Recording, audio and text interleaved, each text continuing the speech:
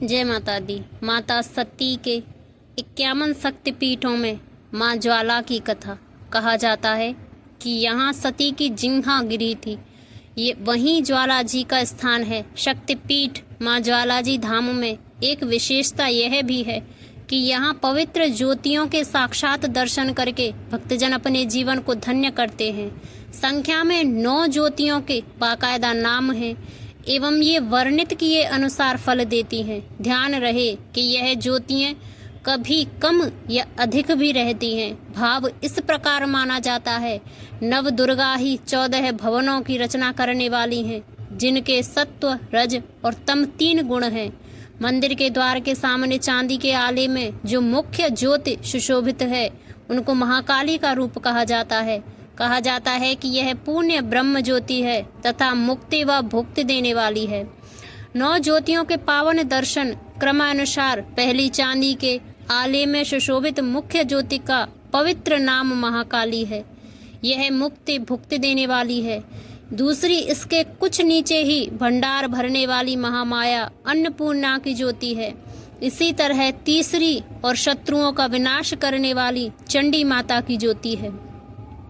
चौथी समस्त व्याधियों को नाश करने वाली यह ज्योति हिंगलाज भवानी की है।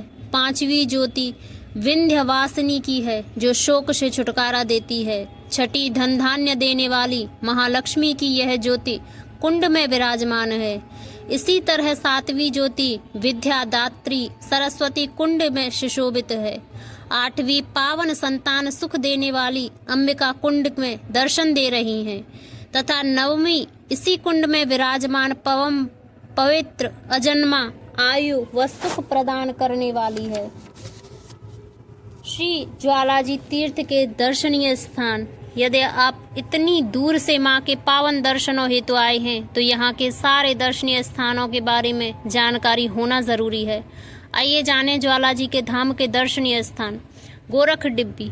यहाँ पर एक छोटे से कुंड में जल निरंतर खौलता रहता है और देखने में गर्म प्रतीत होता है, परंतु वास्तव में जल ठंडा है। इसी स्थान पर छोटे कुंड के ऊपर धूप की जलती बत्ती दिखाने से जल के ऊपर बड़ी ज्योति प्रकट होती है। इसे रुद्र कुंड भी कहा जाता है। यह दर्शनीय स्थान ज्वालाजी मंदिर की परिक्रमा में लगभग 10 सीढ़ियां ऊपर चढ़कर दाईं ओर को है।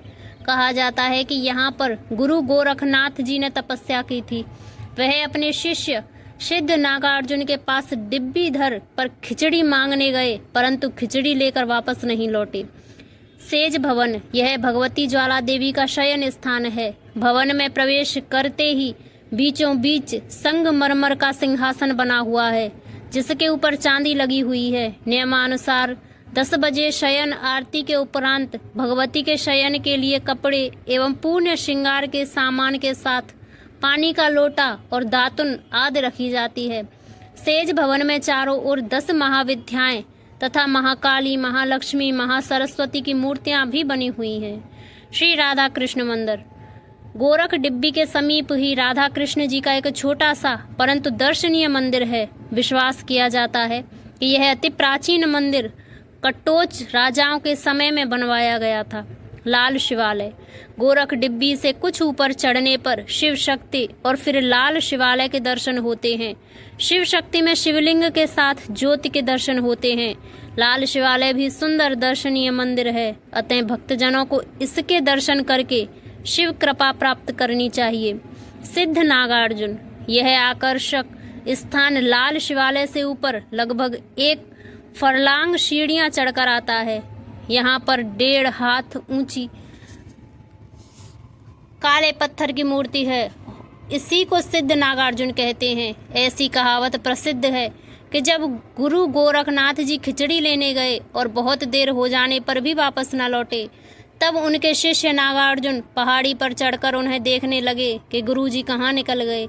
वहां से इन्हें गुरुजी तो दिखाई न दिए, परंतु यह स्थान इतना रमणीक लगा कि नागार्जुन वही समाधि लगाकर बैठ गए और भक्ति में लीन हो गए। अंबिकेश्वर महादेव। सिद्ध नागार्जुन के लगभग 1 फरलांग पूर्व की ओर यह मंदिर है। इसे उन्मत्त भैरव भी कहते हैं। श्री शिव महापुराण में वर्णित कथा के अनुसार जहाँ जहाँ भी सती के अंग प्रत्यंग गिरे वहीं पर शिवजी ने किसी न किसी रूप में निवास किया। जैसे ज्वालामुखी में शिवजी उन्मत्त भैरव रूप से स्थित हुए। अंबिकेश्वर महादेव के नाम से यह प्रसिद्ध स्थान रमणीक है। टेढ़ा मंदिर। भक्तजनों, अंबिकेश्वर से लगभग 1 फरलांग की चढ़ाई चढ़ने के बाद इस प्राचीन मंदिर में सीताराम जी के दर्शन होते हैं। ऐसा माना जाता है कि भूचाल आने से यह मंदिर बिल्कुल टेढ़ा हो गया था, फिर भी देवी के प्रताप से गिरा नहीं, अतः यह भक्तजनों की श्रद्धा का केंद्र बना। देखने में अब भी यह मंदिर टेढ़ा अर्थात एक ओर को झुका हुआ टेढ़ा मंदिर नाम से विख्यात यह मंदिर जन साधारण में श्रद्धा का केंद्र बना हुआ है। कथा गोरख डिब्बी। प्रमुख तीर्थ ज्वालामुखी का दूसरा महत्वपूर्ण पूजा स्थान गोरख डिब्बी है। यहाँ पर डिब्बी का अर्थ जलकुंड से है। इस जलकुंड का संबंध नाथ संप्रदाय के प्रमुख गुरु गोरखनाथ जी के साथ होने से इस स्थान का नाम गोरख डिब्बी हुआ। ऐसा माना जाता है कि गोरखनाथ जी ने जिस डिब्बी में माता ज्वालामुखी जी को जल गर्म कर देने की प्रार्थना की थी वह मिट्टी का पात्र था जिसमें वे खिचड़ी पकाना चाहते थे। डिब्बी का अर्थ मिट्टी का पात्र ही है।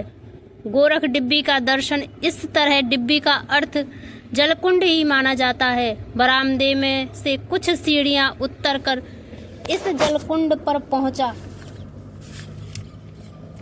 जाता है।